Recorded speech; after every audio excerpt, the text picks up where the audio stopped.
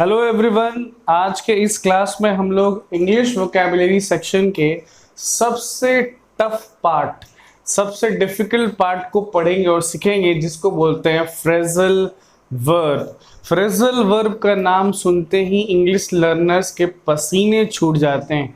ये इतना भयानक टॉपिक, इतना भयानक चैप्टर्स है। इसके भयानक होने की वजह है इसका कंफ्यूजिंग नेचर्स। आदमी जितना सीखता है उतना कंफ्यूज भी होते जाता है। तो मैं ब्रजेश कुमार ज्ञान वृक्ष के इस ई लर्निंग ऐप पर आपको फ्रेजल वर्ब इस तरीके से सिखाऊंगा कि ये आपको डराएगा नहीं, ये आपको मजा दिलाएगा। ठीक है, तो चलिए फ्रेजल वर्ब सुनना, समझना, सीखना चालू करते हैं। सबसे पहले हम समझते हैं कि फ्रेजल वर्ब होता क्या है। ध्यान देंगे एवरीवन, फ्रेजल वर्ब क्या होता है। फॉर्मूला के फॉर्म में लिख रहा हूं मैं। फ्रेजल वर्ब एक शॉर्ट वर्ब है। जैसे कि फ्रेजल वर्ब के नाम में वर्ब है, तो फ्रेजल वर्ब भी एक तरह का वर्ब ही है, एक तरह का शॉर्ट वर्ब है। शॉर्ट वर्ब मतलब वो वर्ड जिसमें ज्यादा से ज्यादा 4 या 5 लेटर्स होते हैं, जिसमें ज्यादा से ज्यादा 4 या 5 अक्षर ही होते हैं। तो फ्रेजल वर्ब एक शॉर्ट वर्ब है जिसके साथ एक प्रेपोजिशन या एडवर्ब जुड़ा होता है। तो फ्रेजल वर्ब कोई एक अकेला वर्ड नहीं होता है। फ्रेजल वर्ब शब्दों का एक समूह होता है एवरीवन, और उसमें एक शॉर्ट वर्ब होता है। शॉर्ट वर्ब के साथ कोई एक प्रेपोजिशन या एडवर्ब जुड़ा होता है। अब आगे बताया जा रहा है कि इस ग्रुप का जो मीनिंग होता है, इस ग्रुप का जो मीनिंग होता है एवरीवन, वो डिफरेंट होता है, अलग होता है, भिन्न होता है फ्रॉम इट्स वर्ब मीनिंग। एक बार फिर से सुनेंगे और समझेंगे फ्रेजल वर्ब क्या होता है। तो फ्रेजल वर्ब एक शॉर्ट वर्ब है जो किसी प्रेपोजिशन या एडवर्ब के साथ जुड़ा होता है और जिसका मीनिंग उसके वर्ब वाले मीनिंग से डिफरेंट होता है।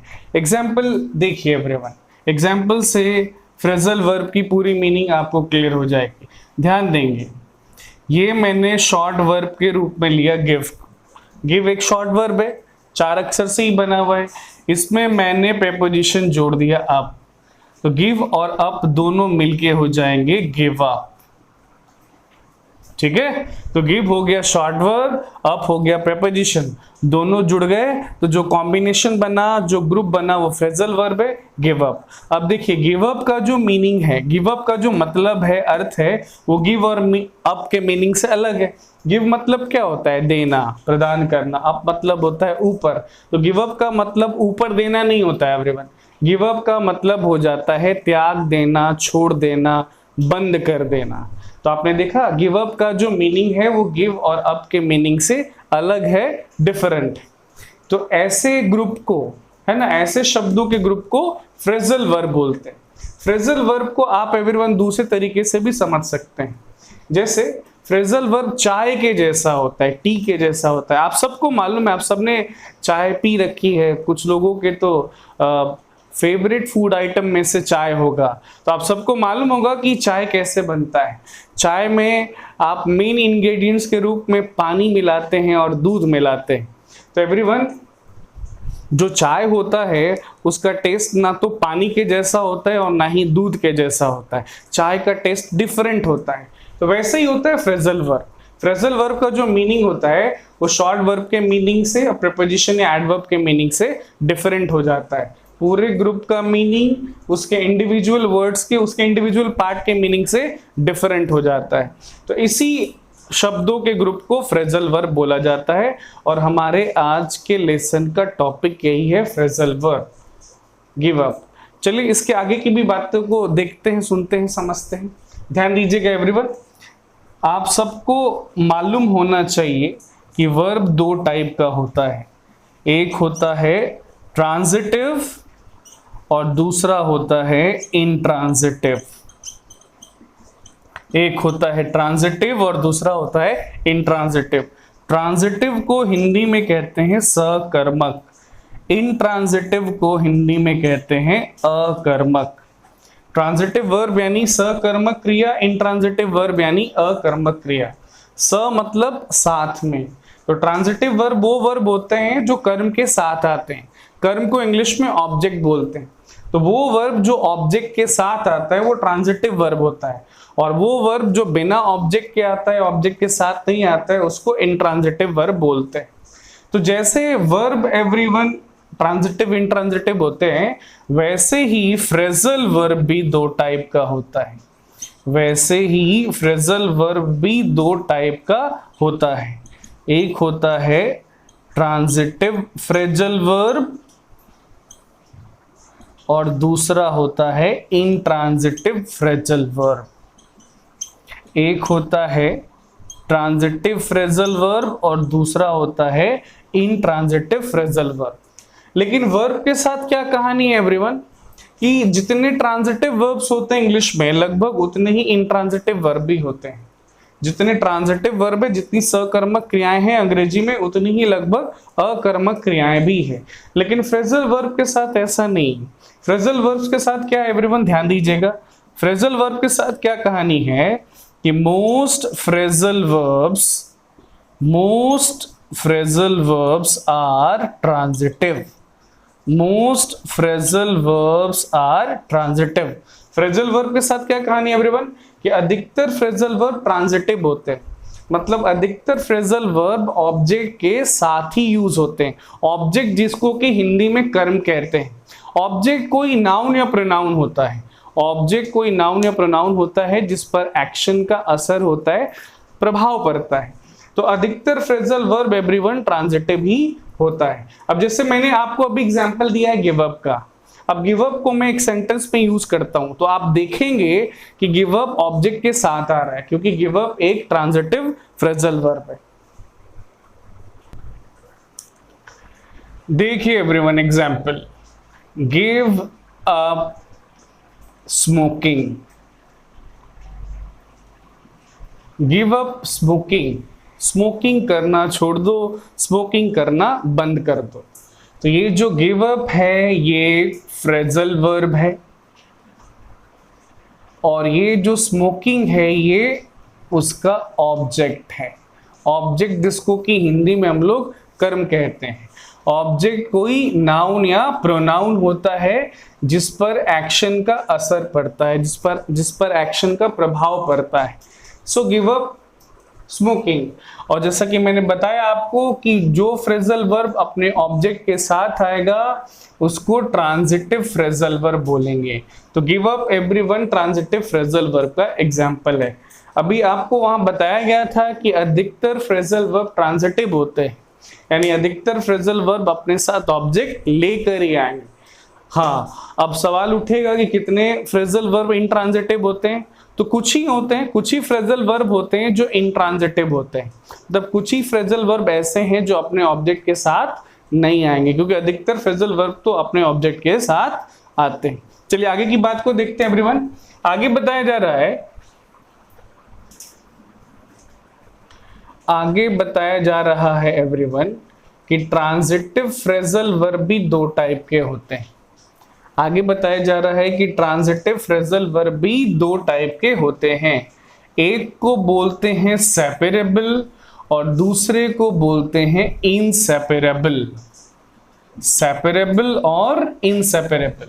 सेपरेबल का मतलब हो गया सेपरेट करने लायक, सेपरेट करने योग्य, और इनसेपरेबल का मतलब उसका उल्टा हो गया जो सेपरेट करने लायक नहीं है, जो सेपरेट नहीं होगा।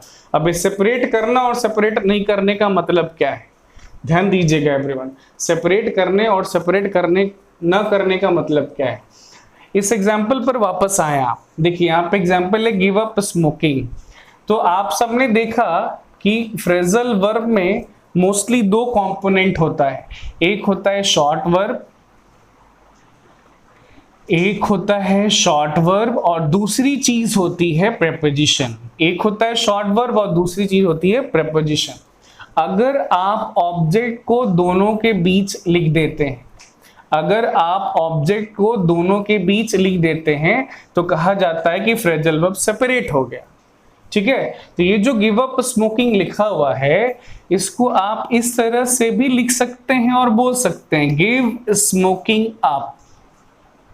ठीक है, तो आप गिव अप स्मोकिंग बोलिए या गिव स्मोकिंग अप बोलिए, कोई अंतर नहीं आने वाला है मीनिंग में, बस सिर्फ ऑब्जेक्ट का पोजीशन चेंज हुआ है। और जब उसका पोजीशन चेंज होता है तो वो फ्रेजल वर्ब को सेपरेट करता है। तो सेपरेबल कहने का मतलब यही हुआ कि शॉर्ट वर्ब और प्रीपोजिशन के बीच में ऑब्जेक्ट आ सकता है। तो ये जो गिव अप है वो सेपरेबल फ्रेजल वर्ब भी है, मतलब उसको सेपरेट किया जा सकता है। अब आगे जानने की बात क्या है एवरीवन? आगे जानने की बात ये है कि most phrasal verbs are separable. अधिकतर फ्रेजल वर्ब सेपरेबल होते हैं, अधिकतर फ्रेजल वर्ब सेपरेट हो जाएंगे। यानी अधिकतर फ्रेजल वर्ब ऐसे फ्रेजल वर्ब्स हैं जहां पर शॉर्ट वर्ब और प्रीपोजिशन के बीच में ऑब्जेक्ट आ जाएगा, है ना। यहां भी समझने की चीज ये है कि कुछ ही फ्रेजल वर्ब होते हैं जो इनसेपरेबल होते हैं, कुछ ही फ्रेजल वर्ब होते हैं जो इनसेपरेबल होते हैं। तो इनसेपरेबल फ्रेजल वर्ब का भी हम एग्जांपल देखेंगे, उससे पहले सेपरेबल फ्रेजल वर्ब से जुड़ी एक आध दो बात और है जो देख लेते हैं। चलिए एवरीवन वापस आइए फिर से उस एग्जांपल पर। Give up smoking, give up phrasal verb है, स्मोकिंग ऑब्जेक्ट है, गिव शॉर्ट वर्ब है और अप है प्रीपोजिशन। अब जैसे स्मोकिंग ऑब्जेक्ट है, ऑब्जेक्ट कोई नाउन या प्रोनाउन होता है, ऑब्जेक्ट कोई नाउन या प्रोनाउन होता है। तो पहली बात जो ध्यान देने लायक ये है वो ये है कि अगर ऑब्जेक्ट नाउन है, अगर ऑब्जेक्ट नाउन है तो आप फ्रेजल वर्ब को सेपरेट कर भी सकते हैं, नहीं भी कर सकते। अगर ऑब्जेक्ट नाउन है तो आप फ्रेजल वर्ब को सेपरेट कर भी सकते हैं और नहीं भी कर सकते हैं। कहने का मतलब कि आप गिव अप स्मोकिंग बोल सकते हैं, गिव स्मोकिंग अप भी बोल सकते हैं। लेकिन एवरीवन अगर ऑब्जेक्ट प्रोनाउन है, अगर ऑब्जेक्ट प्रोनाउन है तो आपको फ्रेजल वर्ब को सेपरेट करना ही होगा। कहने का मतलब है कि अगर हम स्मोकिंग के बदले इट को यूज करें, अगर हम स्मोकिंग के बदले इट को यूज करें तो हम इस तरह से नहीं लिख सकते हैं, बोल सकते हैं गिव अप इट। ये देखिए स्मोकिंग के बदले में इट लेकर आया हूं, अब ये गिव अप इट लिखना बोलना इस तरह से गलत माना जाएगा। आप क्या लिखेंगे, कैसे बोलेंगे? गिव इट अप ही लिखेंगे, बोलेंगे। मतलब आपको फ्रेजल वर्ब को सेपरेट करना ही पड़ेगा। एक बार फिर से सुन लीजिए फास्ट फॉरवर्ड अंदाज में कि अगर ऑब्जेक्ट नाउन है तो फ्रेजल वर्ब को हम सेपरेट कर भी सकते हैं, नहीं भी कर सकते हैं, हमारी मर्जी। लेकिन अगर ऑब्जेक्ट प्रोनाउन हुआ तो फ्रेजल वर्ब को हमें सेपरेट करना ही होगा। मतलब शॉर्ट वर्ब और प्रीपोजिशन के बीच में प्रोनाउन को लाना ही होगा, है ना। आप इस तरह से बाद में उसको लिख बोल नहीं सकते, उसको गलत कंसिडर किया जाएगा। ठीक है एवरीवन, तो ये एक बात थी रिलेटेड किससे? सेपरेबल फ्रेजल वर्ब से। अब हम लोग इनसेपरेबल फ्रेजल वर्ब के बारे में भी कुछ सुनते हैं।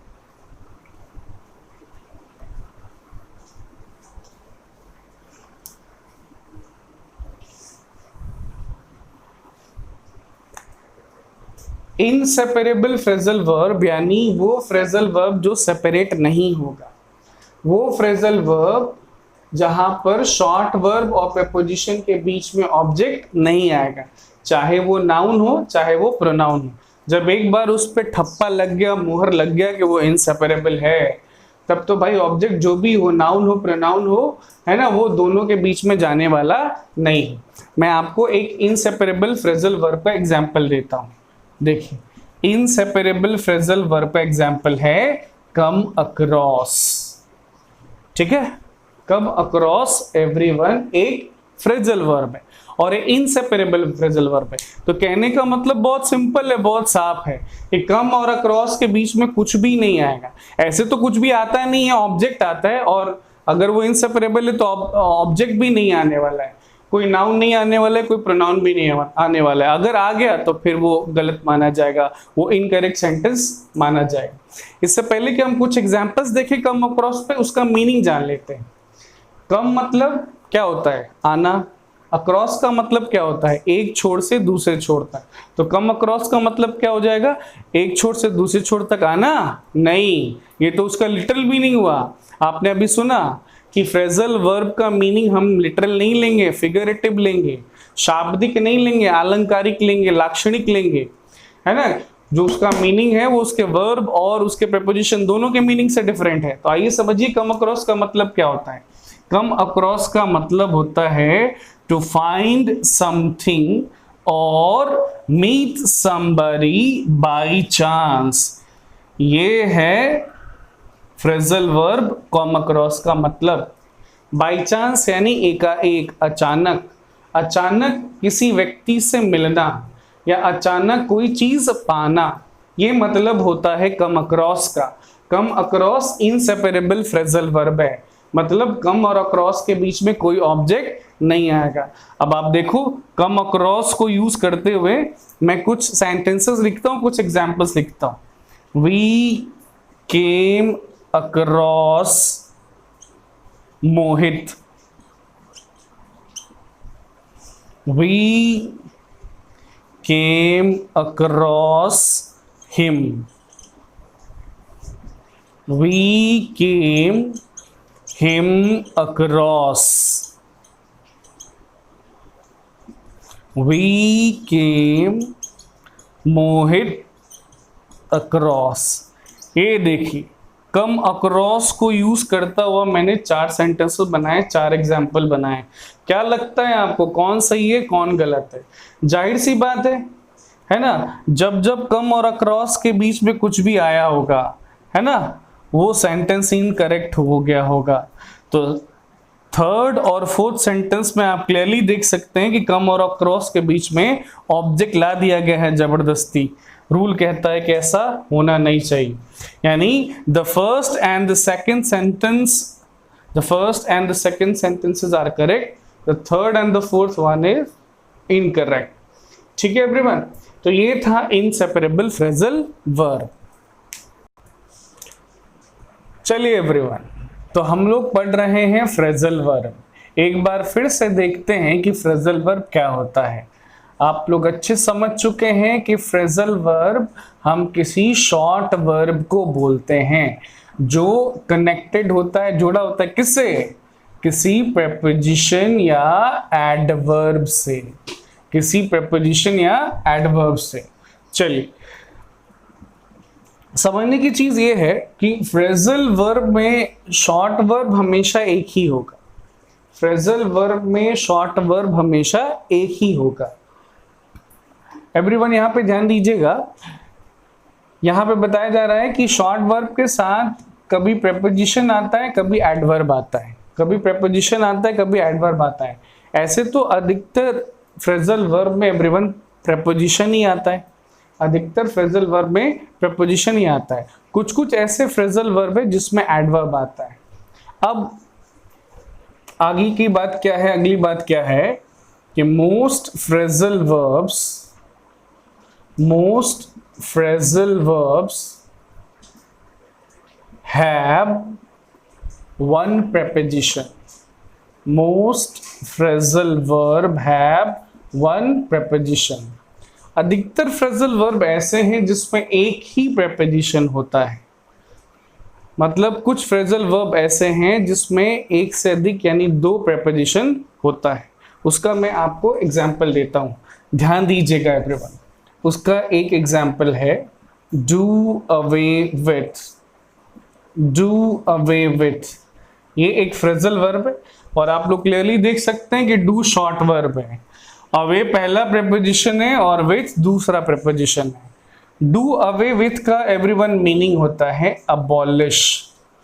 डू अवे विथ का एवरीवन मतलब होता है अबॉलिश, यानी खत्म कर देना। ठीक है, अब इसको मैं एक सेंटेंस में यूज कर देता हूं। We must do away with the dowry system. We must do away with the dowry system. ठीक है, we must do away with means we must abolish. हम लोगों को डू अवे विथ कर देना चाहिए, यानी अबॉलिश कर देना चाहिए डाउरी सिस्टम को, दहेज प्रथा को। सो आपने देखा एवरीवन कि अधिकतर फ्रेजल वर्ब में एक प्रेपोजिशन होता है, लेकिन कुछ फ्रेजल वर्ब ऐसे हैं जिसमें एक से अधिक प्रेपोजिशन होता है। उसका एक एग्जाम्पल था डू अवे विथ। ठीक है। अब फ्रेजल वर्ब में ज्यादा से ज्यादा 2 ही प्रेपोजिशन हो सकते हैं, 2 से अधिक प्रेपोजिशन किसी फ्रेजल वर्ब में नहीं होता है। तो अगर मैं पूछूं आपसे कि ऐसे कितने फ्रेजल वर्ब हैं जिसमें 2 से अधिक प्रेपोजिशन होते हैं, तो क्या बोलेंगे आप? आपको बोलना है एक भी नहीं, है ना, नॉट इवन 1। तो 2 से अधिक प्रेपोजिशन किसी फ्रेजल वर्ब में नहीं होते हैं, ठीक है एवरीवन। चलिए, हाँ, तो अधिकतर फ्रेजल वर्ब में शॉर्ट वर्ब के साथ प्रेपोजिशन होता है। अब आगे की बात क्या है, अगली बात क्या है कि कुछ फ्रेजल वर्ब ऐसे भी हैं जहां पर शॉर्ट वर्ब के साथ एडवर्ब जुड़ा होता है। कुछ फ्रेजल वर्ब एवरीवन ऐसे भी हैं जहां पे शॉर्ट वर्ब के साथ एडवर्ब यानी क्रिया विशेषण भी जुड़ा होता है। आइए उसका भी एक एग्जाम्पल देख लेते हैं, ठीक है। ये फ्रेजल वर्ब का इंट्रोडक्टरी क्लास है, तो फ्रेजल वर्ब से रिलेटेड जो भी बेसिक बातें हैं, रूल्स हैं, वो हम लोग इस क्लास में पढ़ रहे हैं। एक बार इंट्रोडक्शन खत्म हो जाएगा तो उसके बाद एक एक करके सारे इंपॉर्टेंट फ्रेजल वर्ब्स को हम लोग पढ़ेंगे। आइए एग्जाम्पल देखते हैं उस फ्रेजल वर्ब का जिसमें शॉर्ट वर्ब के साथ एक एडवर्ब होगा। ध्यान देंगे एवरीवन। ये देखिए, ये एग्जाम्पल है उस फ्रेजल वर्ब का जिसमें एक शॉर्ट वर्ब के साथ प्रेपोजिशन है। डाई आप सबको पता है शॉर्ट वर्ब है, डाई शॉर्ट वर्ब है, और हार्ड एडवर्ब है, ठीक है। हार्ड एडवर्ब है, हार्ड तो एडजेक्टिव भी होता है लेकिन हार्ड अभी एडवर्ब है। हार्ड जिसका मतलब होता है विथ फुल एनर्जी, पूरी ताकत ऊर्जा के साथ, मेहनत से, परिश्रम से। तो डाई का मतलब क्या हो गया? मरना।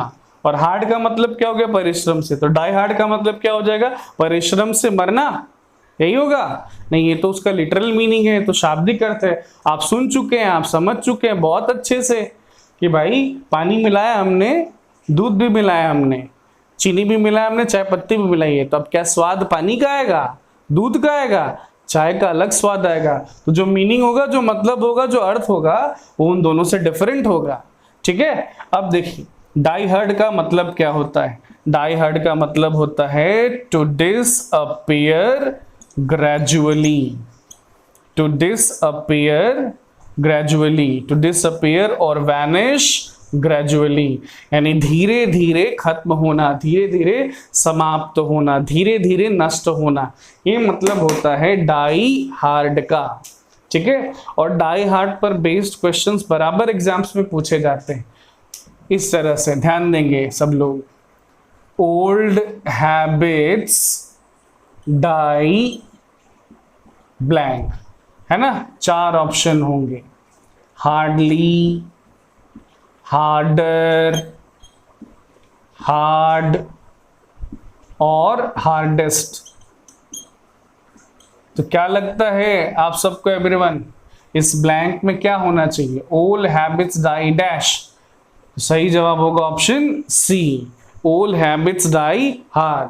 पुरानी आदतें जाते जाते जाती हैं, पुरानी आदतें धीरे धीरे जाती हैं, एकाएक नहीं चली जाती हैं, ऑल ऑफ अ सडन नहीं चली जाती हैं। They die hard means they disappear और दे गो अवे और they vanish gradually. Okay everyone, so आपने देखा कि शॉर्ट वर्ब के साथ एडवर्ब भी जुड़ता है, उसका एक एग्जाम्पल था die hard. Okay everyone, last point introduction का, most phrasal verbs have more than one meaning।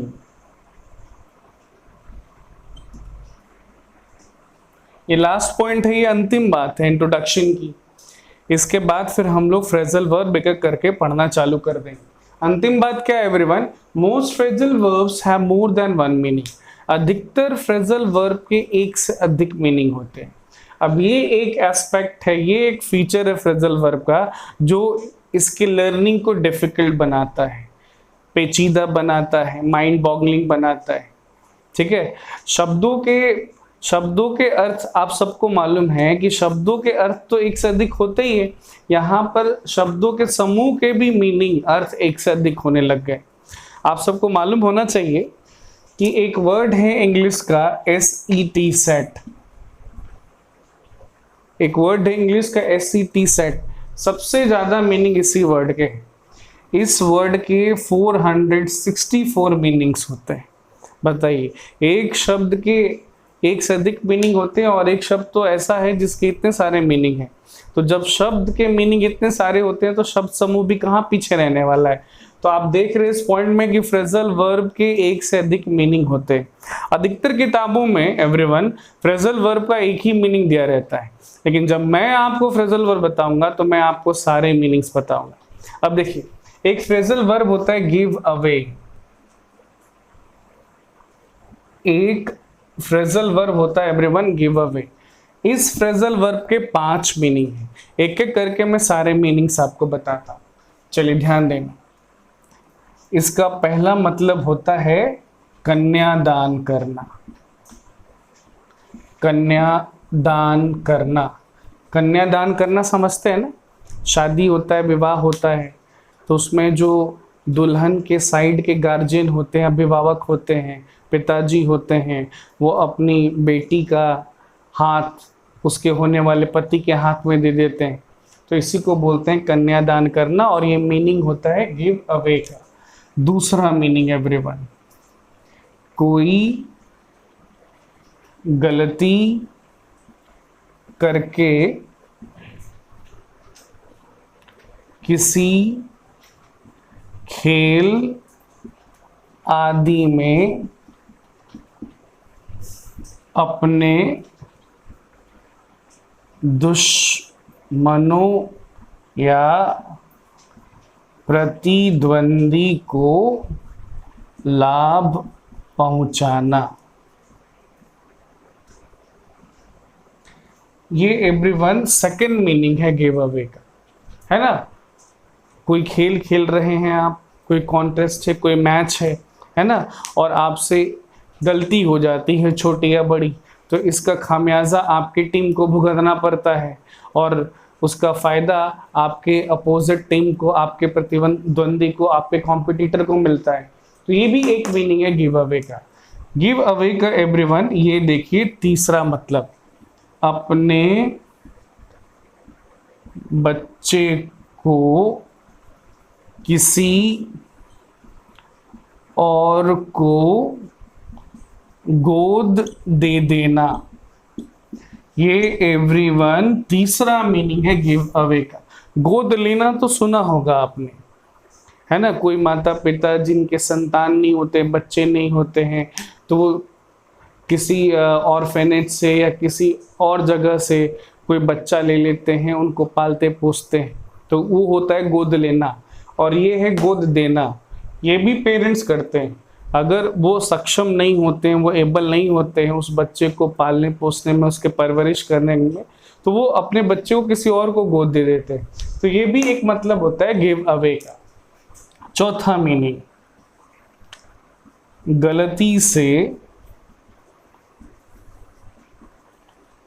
कोई रहस्य बता देना।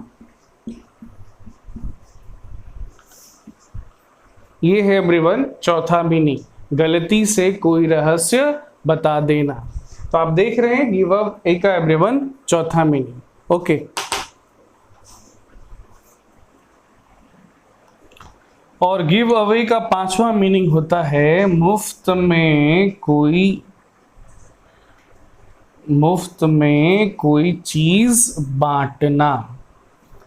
तो देखा आपने, मैंने आपको गिव अवे फ्रेजल वर्ब के 5 मीनिंग बता दिए। तो अधिकतर फ्रेजल वर्ब ऐसे होते हैं जिनके मीनिंग एक से अधिक होते हैं। तो इस तरह से एवरीवन इंट्रोडक्शन, परिचय फ्रेजल वर्ब का खत्म होता है। अब हम लोग फ्रेजल वर्ब को 1 बाय 1 पढ़ना चालू करेंगे।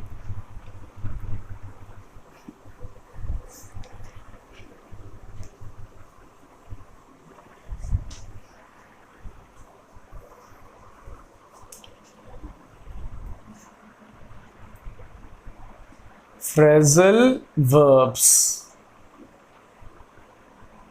एवरीवन, फ्रेजल वर्ब हम लोग फ्रीक्वेंसी वाइज पढ़ने वाले हैं। फ्रीक्वेंसी वाइज कहने का मतलब ये है कि वो फ्रेजल वर्ब जो जितना फ्रीक्वेंट है, जो जितना कॉमनली फ्रिक्वेंटली हमारे लैंग्वेज में यूज होता है उनको हम लोग उतना पहले पढ़ेंगे, यानी जो जितना ज़्यादा इंपॉर्टेंट है उनको हम लोग उतना पहले पढ़ लेते हैं ताकि हमें फ़ायदा हो एग्जामिनेशन पॉइंट ऑफ व्यू से भी और English learning, English vocabulary learning point of view से भी। चलिए ध्यान दीजिएगा, पहला फ्रीक्वेंसी वाइज हम लोग जरूर पढ़ेंगे लेकिन अल्फ़ाबेटिकल ऑर्डर में ही पढ़ेंगे। आप सबको मालूम है इंग्लिश अल्फ़ाबेट का पहला लेटर होता है ए, ठीक है, और ए से एक वर्ब बनता है ऐड। ऐड एक शॉर्ट वर्ब है, इसमें जब प्रेपोजिशन जुड़ जाता है अप तो फ्रेजल वर्ब हो जाता है ऐड अप। तो ऐड अप हमारा पहला फ्रेजल वर्ब है। एवरीवन, लेटर ए से काफी कम फ्रेजल वर्ब है लेकिन जितने भी हैं उन सब में सबसे ज्यादा यूज होने वाला फ्रेजल वर्ब है ये ऐड अप, है ना। अब इस ऐड अप के सारे मीनिंग्स को, है ना, और उस पे बेस्ड एग्जांपल को हम लोग देखेंगे। चलिए एवरीवन, ऐड अप का पहला मतलब क्या होता है? ऐड अप का पहला मतलब होता है to be added together.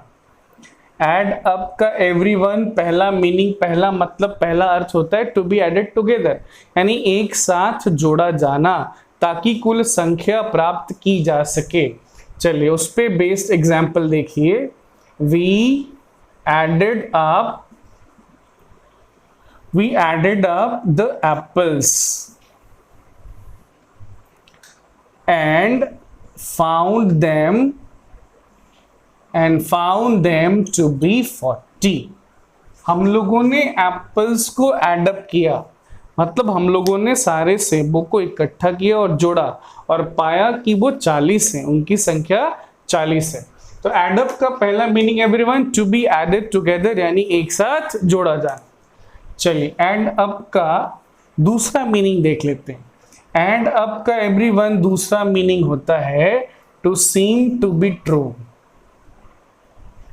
Add up का एवरीवन दूसरा मीनिंग होता है to seem to be true, यानी सही लगना, सही प्रतीत होना, लॉजिकल लगना, तर्क सम्मत, तार्किक लगना। ठीक है, एग्जाम्पल लिखिए everyone. I don't feel like believing you. Your views या your talks don't add up. ठीक है, एड अप का ये दूसरा meaning everyone to seem to be true. अब दूसरे मीनिंग के लिए एक और एग्जांपल लिया मैंने आपको। आई don't feel like believing you, मतलब मेरा मन नहीं कर रहा है तुम पर विश्वास करने का। तो टॉक्स डोंट एड अप, क्योंकि जो तुम्हारी बातें हैं वो मुझे सही लग नहीं रही है। तो एड अप का दूसरा मतलब होता है to seem to be true. तो एड अप एवरीवन ए से बना फ्रेजल वर्ब है जो सबसे ज्यादा यूज होता है। चलिए आगे बढ़ते हैं। अब लेटर ए से आगे बढ़ते हैं लेटर बी के तरफ। लेटर ए से आगे बढ़ते हैं लेटर बी के तरफ एवरीवन। बी से एक वर्ब होता है ब्रिंग, और उसमें हम अगर अप जोड़ देते हैं तो फ्रेजल वर्ब हो जाता है ब्रिंग अप। ठीक है एवरीवन, और ब्रिंग अप वो फ्रेजल वर्ब है जो बी से बना है और सबसे ज्यादा यूज होता है। ठीक है, तो ब्रिंग अप का पहला मीनिंग आप सबको मालूम होगा कि ब्रिंग अप का पहला मीनिंग होता है टू नरिश, यानी पालन पोषण करना, परवरिश करना।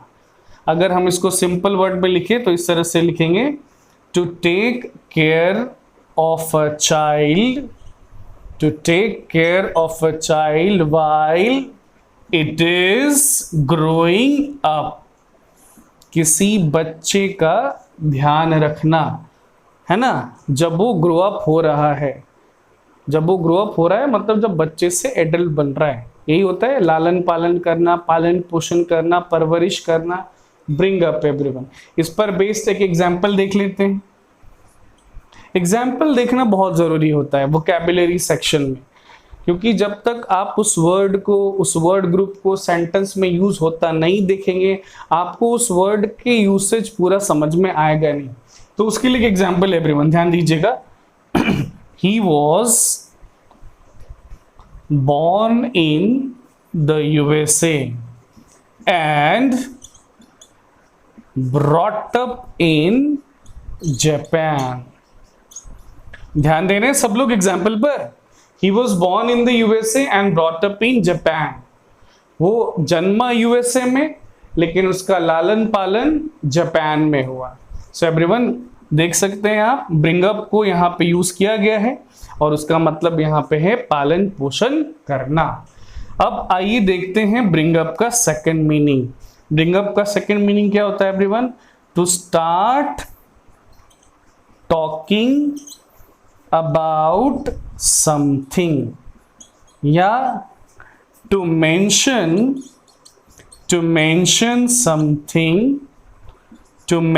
something in conversation. तो ब्रिंग अप का एवरीवन एक ही मीनिंग नहीं होता है, दूसरा मीनिंग भी होता है. दूसरा मीनिंग भी आपके सामने आ गया है.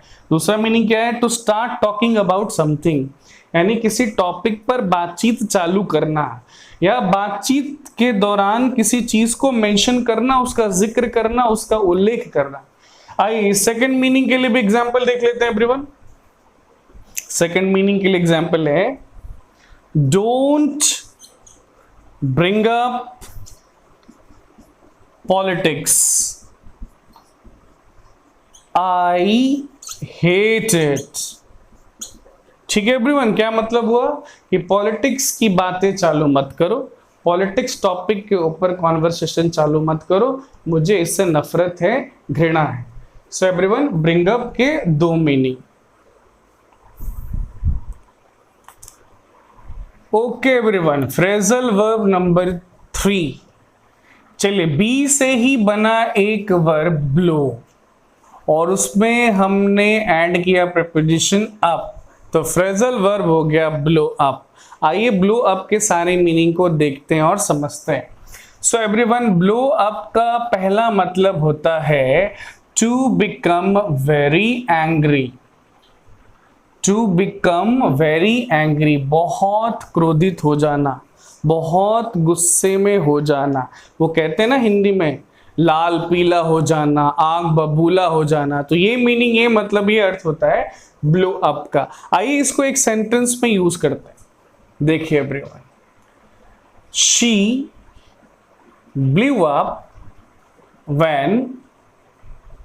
when I rejected her offer of marriage. तो जब मैंने उसके मैरिज के ऑफर को रिजेक्ट किया तो she became very angry. She blew up, वो बहुत क्रोधित हो गई, वो लाल पीली हो गई. So everyone, blow up to become very angry. आइए ब्लो अप का सेकंड मीनिंग देखते हैं. ध्यान दीजिएगा everyone. To fill air into something such as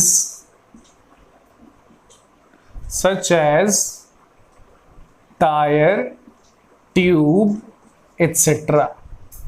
ये एवरीवन ध्यान दीजिएगा, ब्लू अप का second meaning to fill air, यानी कोई हवा है ना, कोई हवा या कोई गैस भरना है ना, टायर ट्यूब जैसी चीज में ब्लो अप. एग्जाम्पल देखिए everyone, could you please blow these balloons up for me. ध्यान देंगे एवरीवन, मैंने इस सेंटेंस में, इस एग्जांपल में ब्लो अप को यूज किया है और ब्लो अप का यहाँ पे सेकंड मीनिंग आ रहा है. So could you please blow these balloons up for me. ये एक इंट्रोगेटिव सेंटेंस है. क्या मतलब हुआ इसका? एक, आप मेरे लिए कृपया इन गुब्बारों में हवा भर देंगे क्या? So second meaning. अब आ रहा है एवरीवन ब्लो अप का थर्ड मीनिंग, टू एक्सप्लोड और to cause to explode. To explode और टू कॉज टू एक्सप्लोड, ये है एवरीवन ब्लो अप का थर्ड मीनिंग। टू एक्सप्लोड यानी विस्फोट हो जाना, विस्फोट हो जाना, विस्फोट हो जाना या विस्फोट कर देना, ये ब्लो अप का थर्ड मीनिंग होता है। इसके लिए एक एग्जांपल देख लेते हैं everyone. The Naxalites blew up the bridge last night. तो नक्सलियों ने पिछली रात को ब्रिज को, पुल को, सेतु को ब्लू अप कर दिया, मतलब एक्सप्लोड कर दिया, है ना, उसको बॉम्ब जैसे किसी चीज से उड़ा दिया, ध्वस्त कर दिया, नष्ट कर दिया, खत्म कर दिया। सो ये एवरीवन था phrasal verb number 3 blow up. आइए अब चलते हैं अगले फ्रेजल वर्ब की तरफ, फ्रेजल वर्ब नंबर 4। बी से आगे बढ़ते हैं सी के तरफ। एवरीवन सी से बना एक वर्ब कैरी, इसमें हमने प्रेपोजिशन जोड़ दिया ऑन, तो फ्रेजल वर्ब हो गया कैरी ऑन। कैरी ऑन बहुत ही कॉमन फ्रेजल वर्ब है, आप में से बहुत लोग इसका मीनिंग जानते भी होंगे। सो कैरी ऑन का पहला मीनिंग होता है everyone to continue, to continue doing whatever you are doing, यानी जारी रखना, करते रहना, कोई भी काम, कोई भी क्रिया, कोई भी प्रक्रिया जो आप पहले से कर रहे हैं उसको बंद ना करना, उसको जारी रखना, कैरी ऑन। एग्जाम्पल देखिए everyone, sorry to disturb you, please carry on your work. तो डिस्टर्ब करने के लिए क्षमा चाहता हूं मैं, आप अपना कार्य जारी रखें, रुके ना, बंद ना करें। सो ये एवरीवन पहला मीनिंग था कैरी ऑन का। ओके एवरीवन, कैरी ऑन का सेकंड मीनिंग टू स्पीक और बिहेव फुलिशली, मतलब मूर्खता पूर्वक व्यवहार करना, बोलना या एक्ट करना। उसके लिए एग्जांपल लिखते हैं everyone. The children of JP sir carried on in the party last night।